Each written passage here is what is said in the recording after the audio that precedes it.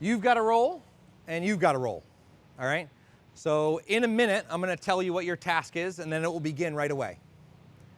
Everybody else, your role is just to keep us safe. Whoa, that's it. Ready?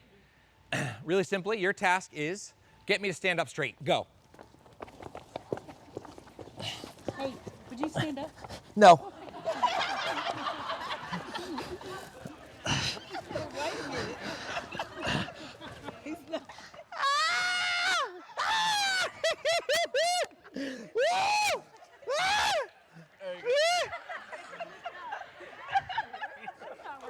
It's not working. Okay. And pause. Whew. Who are you clapping for, them or me? Done. Thank you. Oh.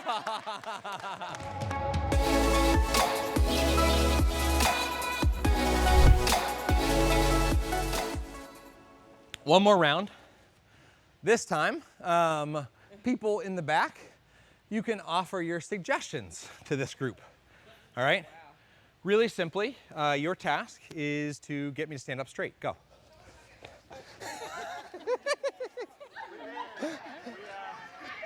They told us no. Will you stand up, please? Wait, will you stand up, please? Please? No. Please? No. No. No. Would you like to stand up? No. Why will you not stand up?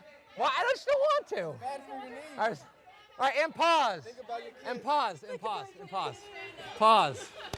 Okay. Oh, they got it already. No, well, wow. Y'all are an intense group. I should have asked for the people that didn't volunteer to volunteer. Y'all were like, yeah, I'm ready for this. Okay. This video is titled, How to Engage the Unwilling. All right?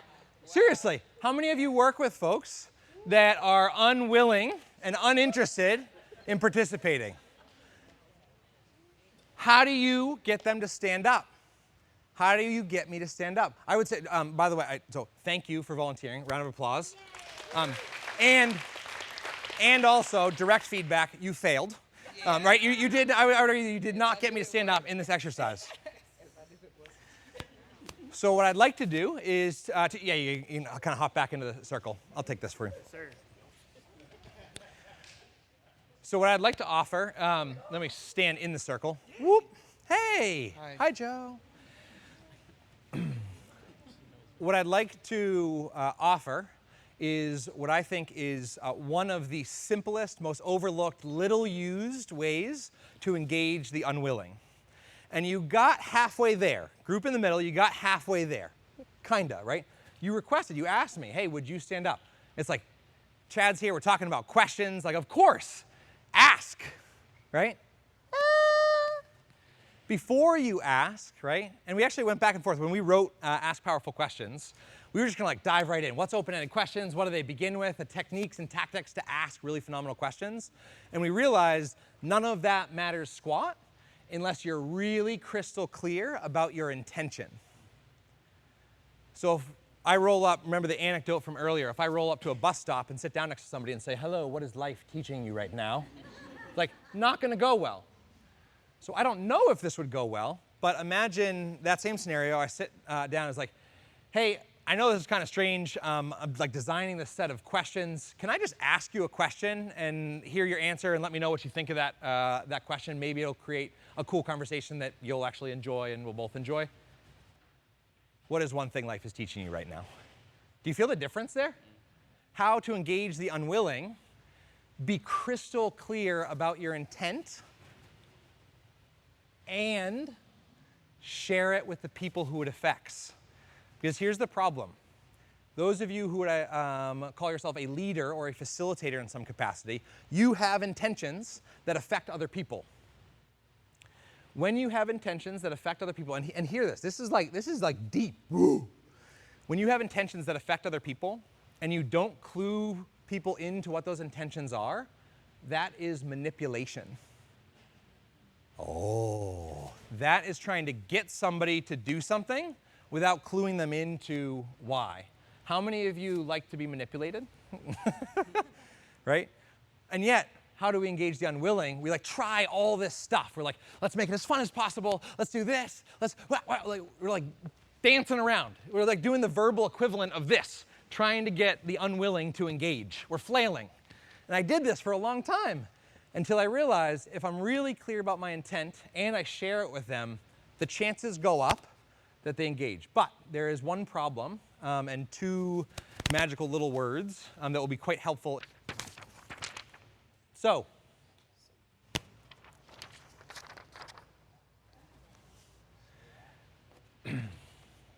now, group in the center and group outside.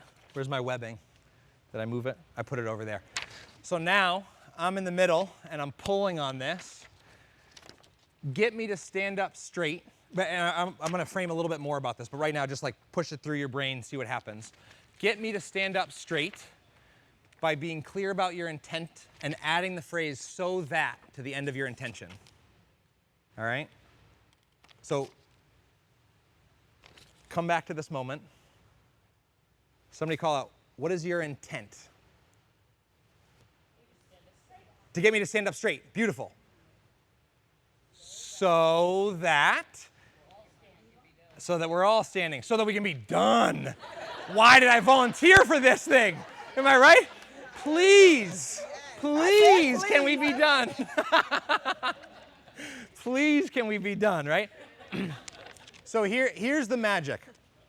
Here's the spice that makes these words magical is your intent. Get me to stand up.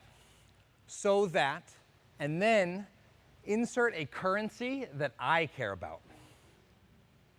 Super different. All right? So now try it again. Would you please stand up so that? So you don't get hurt. Thank you very much. Actually, quick pause on this. I was working several years ago. I was at an education conference, and I did a breakout session with 100 superintendents of school districts. And we did this exercise. And I mistakenly gave them a minute to strategize how to get me to stand up straight. And so we're back here, pulling on this, and all in the same moment, somebody nods, and they let go. Flying back, sprawled out on the ground. I think I broke my coccyx, right? So, which, admittedly, I did stand up straight after that, right? So, currencies that I care about in that moment, right? Stand up so that you don't get sweaty for the rest of the day. Stand up so that you don't do something stupid in 100-degree Dallas heat. Barry, what you got? So I guess my question would be, could I reverse it and ask, what's your intent of sitting? So then I would know what currency I can invite you to stand up. So you could ask me, what is my intent? So absolutely checking in with somebody's intent. And by the way, like, I'm sharing this general idea. It's your responsibility to ruthlessly steal and reinterpret it and apply it to your own context. And so sometimes somebody might answer a question like that, but the unwilling people that I work with might not answer that question, right? They might look at me and be like, what's your intent in sitting? Like, because I wanna. They'll answer it. I'm seeing like head nods over here. You're like, oh, Chad, you feel my pain, right? You're with me, right? So what I would say is, lovely question. Go ahead and ask it. Share your intent before you ask the question. So what would your intent be in asking that question? So if I were to ask, what's your intent in sitting, I might say, hey, let me just check in with you. I have no interest in leading a workshop that's only useful for me. I hate wasting people's time. It all sorts of ick. And so can I just ask you, what's your intent in being here? Is it like just to get the continuing ed credits? Is it to fill in the blank, right? Like offer some of that. And that's just, I think, a way to just meet people right where they're at. Just check in with them. I think the reason I went into all of this work to begin with, when I was this tall, I saw the movie Patch Adams. Anybody seen that movie before? With Robin Williams, who puts on a clown nose, becomes a doctor, and just really has this way of connecting with other people. And the idea is that he's actually healing people through human connection. And there's this one scene in particular where he walks into a terminally ill patient's room. Some of you are nodding. You remember, it's a very sticky scene. walks into a terminally ill patient's room, and the best, smartest clinicians, nurses, and techs cannot get this guy to eat. He's throwing bedpans at him, and Patch walks into the room, and he looks right at this terminally ill patient and says, "Kick the bucket, push the daisies." And he starts firing off idioms about death. And then eventually, and granted this is Hollywood, so I don't know this, I don't recommend this. But after a few idioms, the patient looks back and fires back an idiom. And I would say what he did in that moment was meet people where they are at. Be real with them. And I think this is one very practical tool to have in your back pocket. Really phenomenal leaders and excellent facilitators learn to speak a second language. And it is not Mandarin or Chinese or sign. Really phenomenal leaders and facilitators learn to speak the language of intent. When they send an email out, there's a so that. And they're including currencies that other people care about, not them. Right? So if you're going to start off a meeting, as another practical example, hey everybody, my intent today is to cover these 3 things as efficiently as possible so that you can all get home early to your families. Ooh, right? That's a currency. They don't care about the widgets you're making. They care about their families, right? And so and now granted, the problem lies in that like everybody cares about something different. And so if I were to make an intent statement to all of you, it would have to be pretty general to apply to everybody. So when you're making intents one-on-one with somebody and you know a bit about them, they're extra potent in a good way, right? Whew. I'm loving the amount of head nods and thoughts. What questions, reactions, thoughts do you want to kick out before we shift gears? What if someone doesn't know their own intent? So I'm going to put myself on the chopping block. The space we're in right now, I love. This is like my playground. Ironically, this is like the irony of your own expertise. I am the worst. I get so excited about the activity and the agenda and the flow and the cards and whatever else that the times that I do the worst job is when I haven't sat down, meditated for 5 minutes, and gotten clear of what is my intent with this group. And so, first of all, because the idea is the main tool is actually sharing your own intent, not finding out others. So the main intent is being clear about your own intent and sharing it with the people that it applies. So tomorrow, you might be in a group meeting, or you might talk with another person. As you're walking to that meeting, or clicking the link to that meeting, take 2 minutes and think, what is my intent? And can I share it right in the first couple minutes with the person that it affects? And all of a sudden, you'll notice a whole bunch of unwilling people. And here's the catch. You'll notice a whole bunch of unwilling people not necessarily be willing.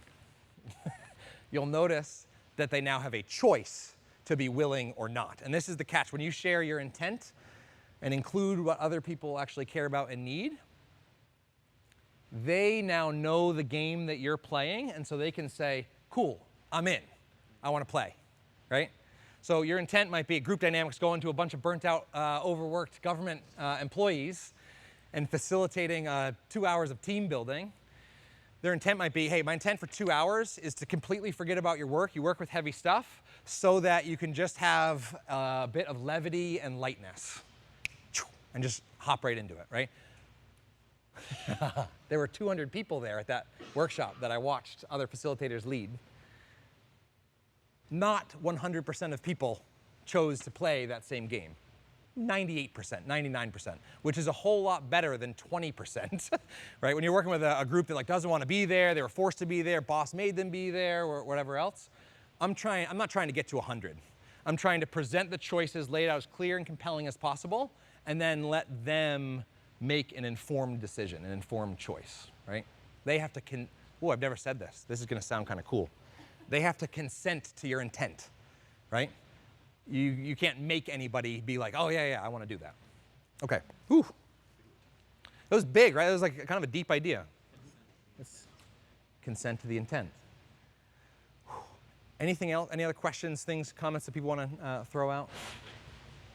I'm just wondering about, her question, she said, what if people don't know their intent? I love that you said, if we focus on our intent and being clear about that, even if someone remains in that 2% that is not, they may not even understand why they're not engaging, but they might come around if we, don't belittle them or shame them for not involved. But we've been clear, we're not trying to manipulate them, but we've been clear about our intent. And then they see other people joining and they could kind of break down some of their resistance. Totally. And actually, yeah, I guess I didn't directly respond to your question, so let me directly respond to it. So in the beginning of today, do you remember when I said before we even met, I was like, got really intense and said, nothing we do today matters unless it relates to your answer of this question. What are you intending to achieve at work, and what about that is important? And so I assume we're busy people, right? Rarely in life do we actually pause long enough to get clear about our intent. And so as a facilitator, in the beginning, not always, but oftentimes, I invite people to pick an intent, to set it. And that is one of my favorite questions to do that. What are you intending to achieve, and what about that is important? And if it's an unwilling group, I might even give the option or choice of like, in this meeting, you might be intending to achieve completing this meeting as quickly as possible so you can get out of here. And you also might really care about collaboration. Anything on the spectrum there, right? So in other words, I actually just assume people don't know their intentions, because most of the time we're really good at doing activity, not so good about getting clear about our intentions. And so a question, this is the beautiful thing about a question, it opens up a doorway in somebody's brain and plants that idea. And as soon as you've invited them to talk about something, I would argue that what happened in their brain is they actually you've invited them to talk their way into tomorrow, or talk their way into what's next, which is kind of cool. Did you got something? So before I take your question, let me say one last thing just so you can be ready for this. As we walk back to tables and shift gears, I'd love to go super applied and go back to your space and pull out a device or calendar. So if you keep a calendar, wherever you keep a calendar where you have meetings or things that are coming up, create an event right before the next important meeting or gathering that you have. And in that event title, just write your intent for that meeting. Write a so that intention as a calendar invite right for that meeting. As the accountability of if that's a month from now, you'll forget about this, but you'll be walking in and be like, oh man, aha, application. This is learning transfer. Okay, cool. So in a minute, we're gonna walk back there. Heather. Is there any value or application or a process of collectively setting team intentions? Totally. I have mine, you have yours. It's good we know them. Totally. What about select? So is there any value in setting team intentions?